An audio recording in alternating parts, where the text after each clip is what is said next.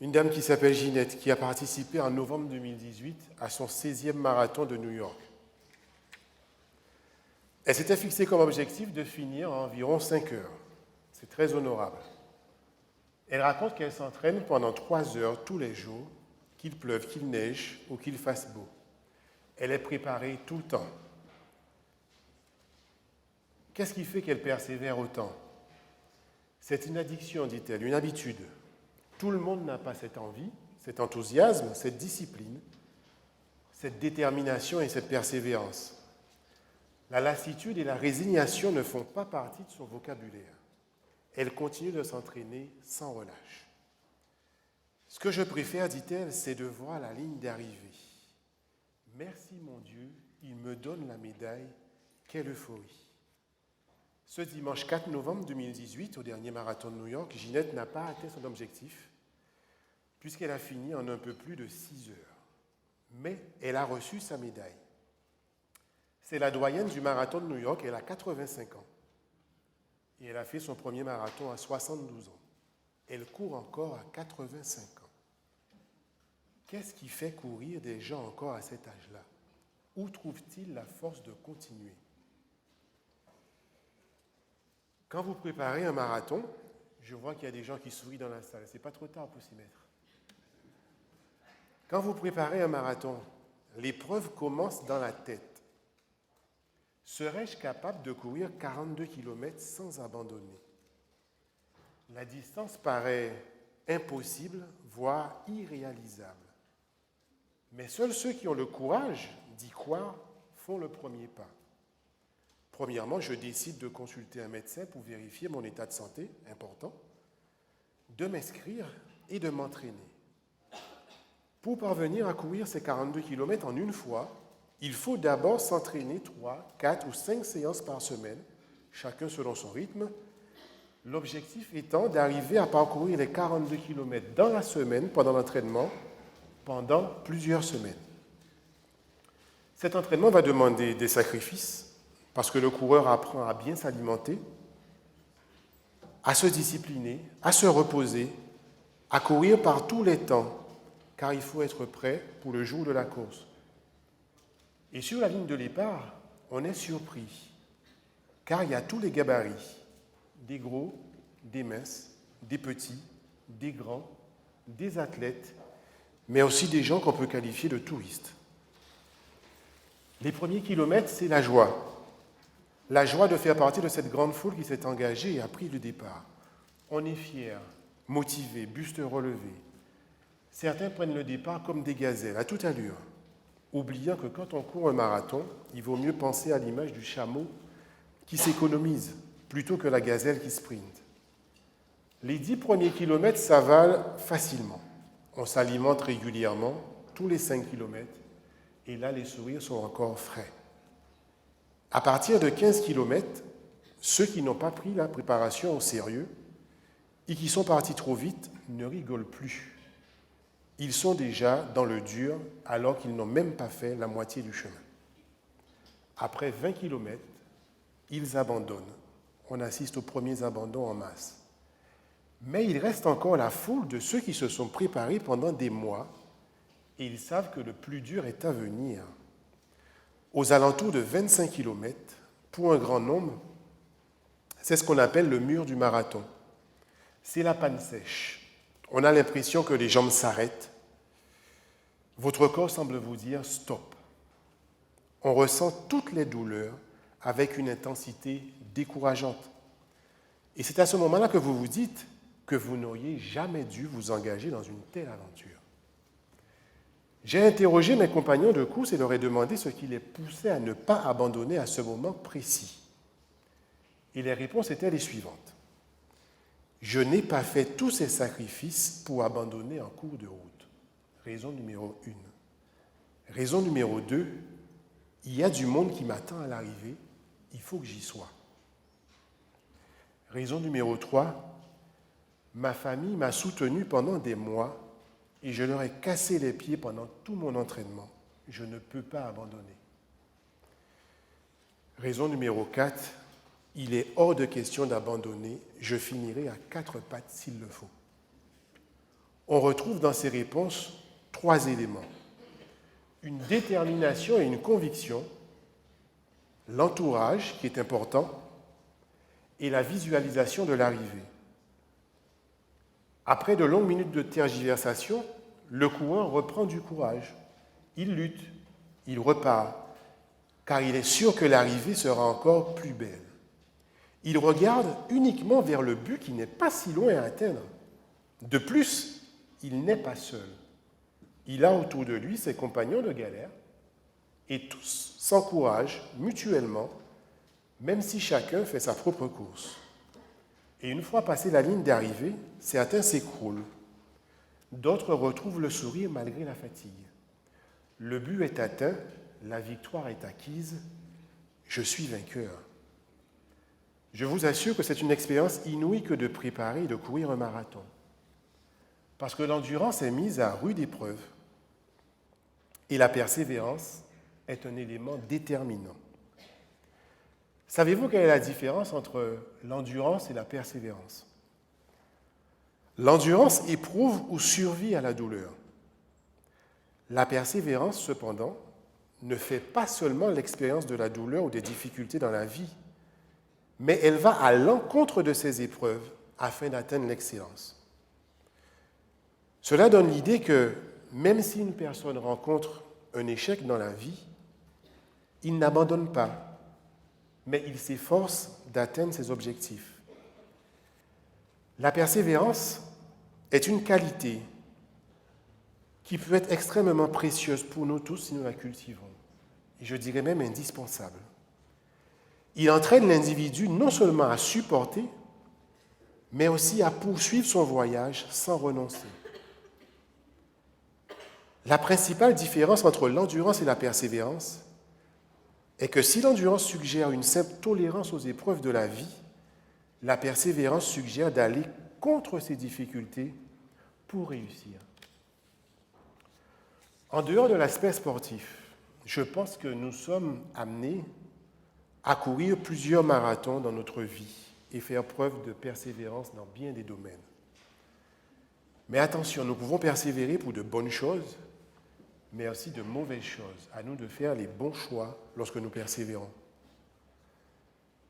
Si la persévérance ne fait pas seulement l'expérience de douleur ou de difficulté, mais va à l'encontre de ces épreuves afin d'atteindre l'excellence, je me suis posé la question, le couple est-il un domaine où l'on est censé expérimenter de la douleur ou des difficultés?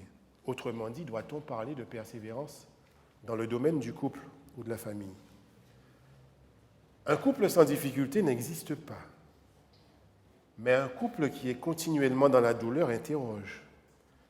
Parce que le couple existe bien parce qu'il y a un lien d'amour qui est cultivé jour après jour, de même que nous développons ce lien d'amour avec Dieu dans notre relation que nous avons avec lui régulièrement tous les jours. Le temps est à la fois un ami et un ennemi dans le couple. Un ami car il permet au couple de se transformer, mûrir, s'améliorer, évoluer constamment et rester vivant. Mais il peut aussi être vu comme un ennemi car on peut se relâcher, considérer que tout est acquis, s'installer dans la routine sans essayer d'en sortir, ne plus vivre l'instant présent et oublier son premier amour, comme dit la Bible. S'il y a un domaine, je pense, où le couple doit persévérer, c'est bien d'entretenir la flamme qui les relie l'un à l'autre, surmonter les difficultés qui pourraient les éloigner de cet objectif. Car Dieu est honoré lorsque les valeurs de respect, les valeurs d'amour sont mises en œuvre dans nos vies conjugales. Il y a différents domaines dans la vie où nous avons besoin de persévérer. Persévérer dans le choix d'un conjoint. Pour certains, ça arrive vite, pour d'autres, ça prend du temps. Ce n'est pas pareil pour tout le monde, on a peut-être besoin de persévérance dans ce domaine.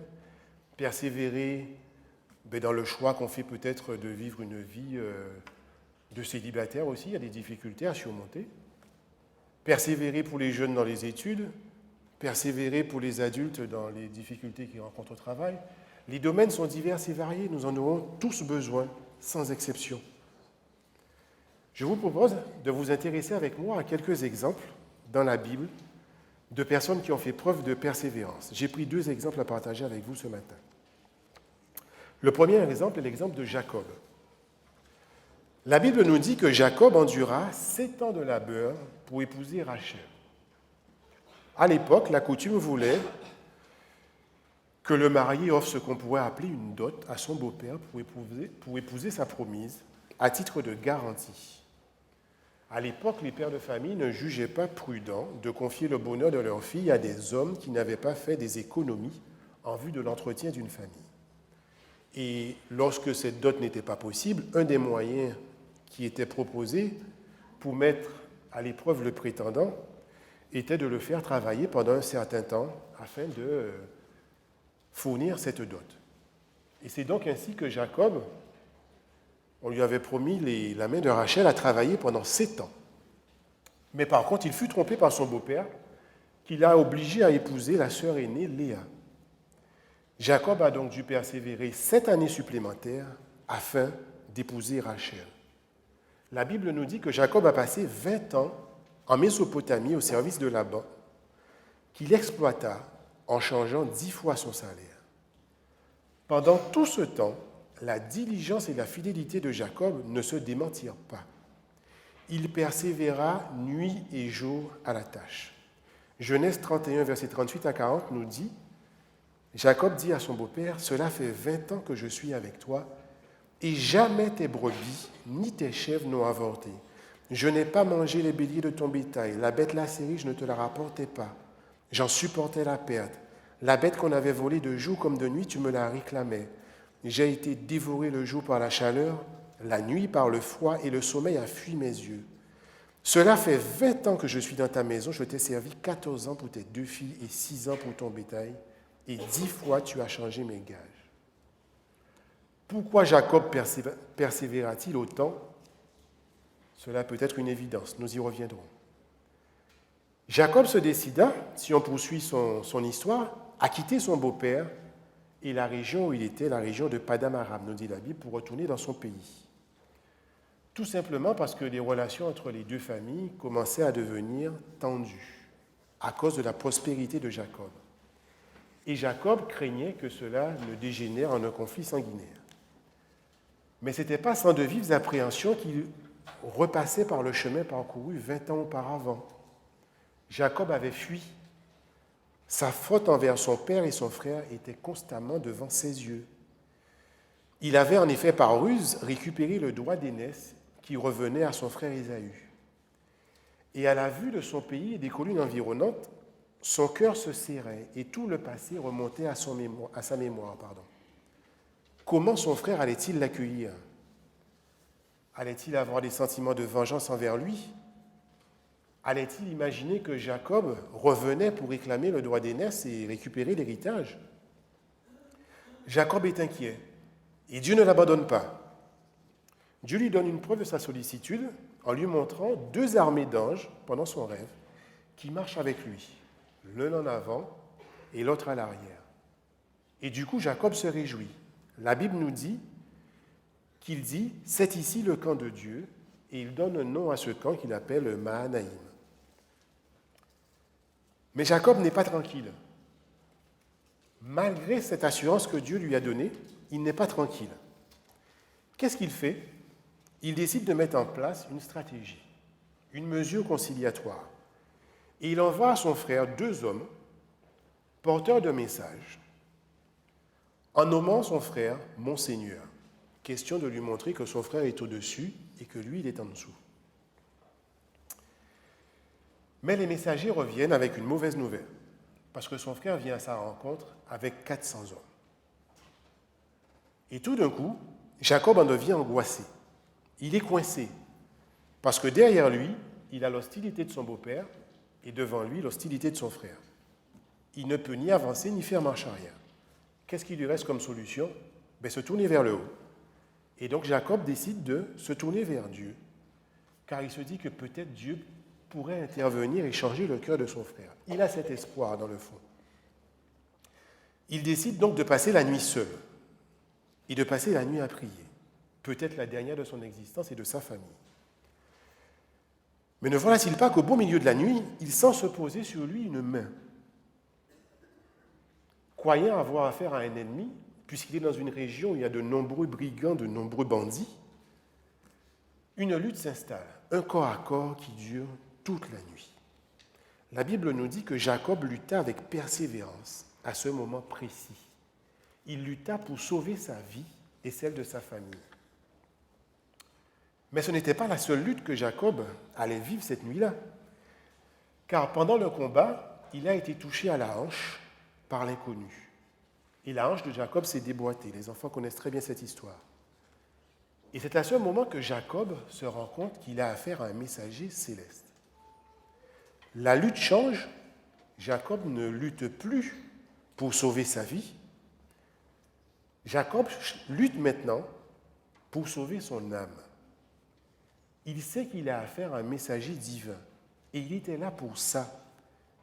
Il était tourmenté. Il était venu à cet endroit pour obtenir la grâce de Dieu. Mais il avait perdu des heures à se battre contre Dieu qui était venu à cet instant pour lui accorder sa grâce. Et Jacob ne va pas laisser passer cette occasion. Il se cramponne, nous dit la Bible. Il pleure et il demande grâce car son péché est trop lourd à porter. C'est ce péché qui le handicape, qui l'a handicapé pendant toutes ces années.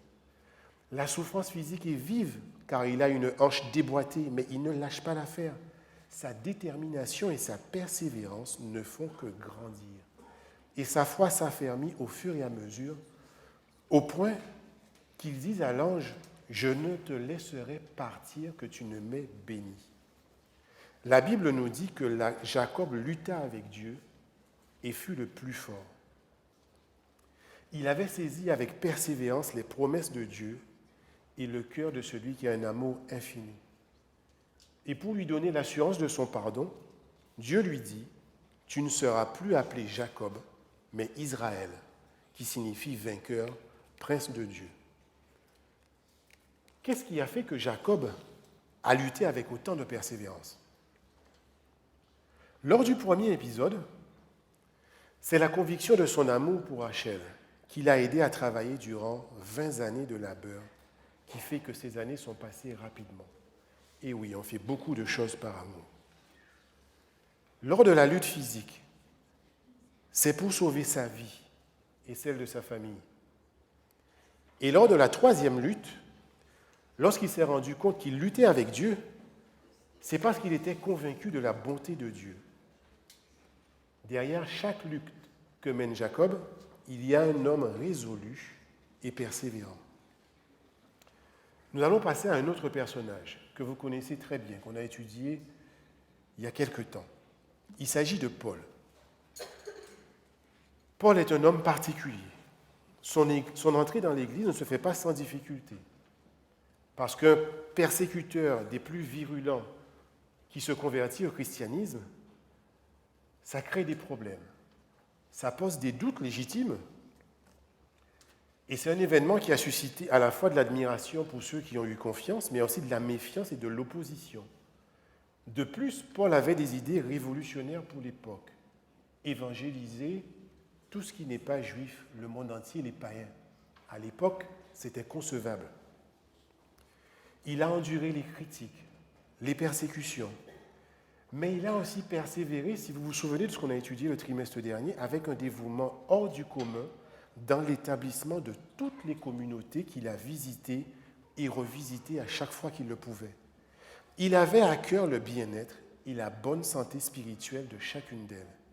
Il priait continuellement et avec persévérance pour chacune de ces églises. Lorsque Paul enseigne la doctrine et les pratiques chrétiennes aux Corinthiens, il a recours à des images olympiques. Il admirait la détermination, l'endurance et la persévérance des athlètes. Il pensait que l'objectif devait être quelque chose de plus grand que la célébrité associée bien sûr à la couronne de laurier. Et il dit, « Ne savez-vous pas que les coureurs dans le stade courent tous, mais qu'un seul gagne le prix? Courez donc de manière à le remporter. Tous les athlètes s'imposent une ascèse rigoureuse. Eux, c'est pour une couronne périssable. Nous, c'est pour une couronne impérissable. Moi donc, je cours ainsi, dit Paul. Je ne vais pas à l'aveuglette. Je boxe ainsi, je ne frappe pas dans le vide, mais je traite durement mon corps et je tiens assujetti de peur qu'après avoir proclamé le message aux autres, je ne sois moi-même éliminé. Je pense que c'est ici une excellente illustration qui parlait à l'intelligence des fanatiques olympiques de Corinthe. La vie, le combat chrétien se compare à une course dans le stade. Pour gagner, il faut lutter. L'athlète, comme le chrétien, doit s'écarter de tout ce qui pourrait nuire à ses chances de succès. L'entraînement est parfois douloureux, exige de la discipline. Il faut faire fi de notre penchant naturelle à la paresse, à la recherche du confort et du plaisir quelquefois. La tempérance et la persévérance, la maîtrise de soi, sont des qualités indispensables et remarquables chez l'athlète, et le chrétien d'ailleurs. Paul usa de termes olympiques lorsqu'il s'adressa aussi aux Philippiens. Vous le trouvez dans Philippiens 3, versets 13 et 14, où Paul dit « Frères, et on peut rajouter sœurs, je n'estime pas l'avoir déjà saisi. Mon seul souci, oubliant le chemin parcouru et tout tendu en avant, j'avance vers le but en vue du prix attaché à l'appel d'en haut que Dieu nous adresse en Jésus-Christ. » Pour les chrétiens, le but à atteindre est la vie avec Jésus. Vie que nous commençons déjà à apprécier sur cette terre, mais vie éternelle que nous sommes appelés à vivre lors du retour de Jésus. Avant de prendre la décision de suivre Dieu, un certain nombre de personnes, comme pour le marathon, hésitent en se demandant si l'orientation qu'ils vont prendre avec Dieu est la bonne direction ou pas. Lorsque vous prenez la décision de faire confiance à Dieu et que vous vous baptisez, ce n'est pas la ligne d'arrivée, c'est la ligne de départ. C'est un marathon qui commence. Cela marque symboliquement le point de départ de la marche chrétienne dans laquelle le croyant est appelé à persévérer en manifestant une foi ferme. Hébreux 12, verset 1 nous dit « Ainsi donc, nous aussi qui avons autour de nous une telle nuée de témoins, rejetons tout fardeau et le péché qui sait nous entourer si facilement, et courons avec endurance l'épreuve qui nous est proposée. » Si j'en viens maintenant au domaine spirituel, cette persévérance peut se manifester dans différents axes. Premièrement, la persévérance dans la lecture de la Bible. La parole de Dieu étant la source de la foi et la nourriture spirituelle du croyant, il est indispensable que nous nous nourrissions régulièrement, journalièrement, et que nous persévérions dans la lecture de la Bible. De même que notre corps physique a besoin de nourriture, de même notre corps spirituel a aussi besoin de nourriture spirituelle. Deuxième aspect, la persévérance dans la prière. C'est étonnant qu'on trouve autant de versets dans la Bible qui insistent là-dessus. C'était pourtant une caractéristique des premiers chrétiens. Éphésiens 6, verset 18 dit « Faites en tout temps par l'Esprit toutes sortes de prières et de supplications. Veillez à cela avec une entière persévérance et priez pour tous les saints. » Romains 12, verset 12 nous dit « Réjouissez-vous en espérance, soyez persévérants. Soyez patients dans l'affliction, persévérez dans la prière. » Troisième aspect, suivre Dieu avec persévérance. Nous allons rencontrer des résistances, aussi bien extérieures à nous-mêmes qu'intérieures. La vie n'est pas si simple. Nous rencontrerons aussi des défaites, des domaines dans lesquels nous échouons continuellement. Je dis même que c'est peut-être vital pour nous apprendre l'humilité. Car l'échec est aussi là pour nous apprendre certaines choses. Je dirais même qu'on en apprend davantage de ces échecs. Et j'ai retenu cette phrase de Winston Churchill qui dit « Le succès n'est pas final, l'échec n'est pas fatal. C'est le courage de continuer qui compte. Le succès, c'est d'aller d'échec en échec sans perdre son enthousiasme. » La vie chrétienne est donc une lutte dans laquelle il faut persévérer sans se lasser ni se décourager. Romains 5, versets 3 à 4 nous dit « bien plus, nous nous glorifions même des afflictions, sachant que l'affliction produit la persévérance, la victoire dans l'épreuve, et cette victoire, l'espérance. Apocalypse 3, verset 11, que nous avons étudié cette semaine. Je viens bientôt, retiens ce que tu as afin que personne ne prenne ta couronne. 1 Timothée 6, verset 12, combat le bon combat de la foi, saisis la vie éternelle à laquelle tu as été appelé et pour laquelle tu as fait une bonne confession en présence d'un grand nombre de témoins.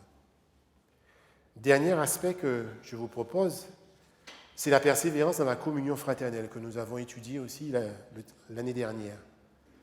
Nous avons vu combien l'unité de l'Église était importante. Hébreux 13, verset 1 nous dit que l'amour fraternel demeure.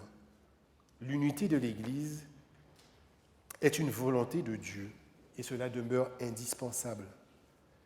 L'Église est un corps dont les membres dépendent les uns des autres. On ne peut vivre en indépendance dans l'Église.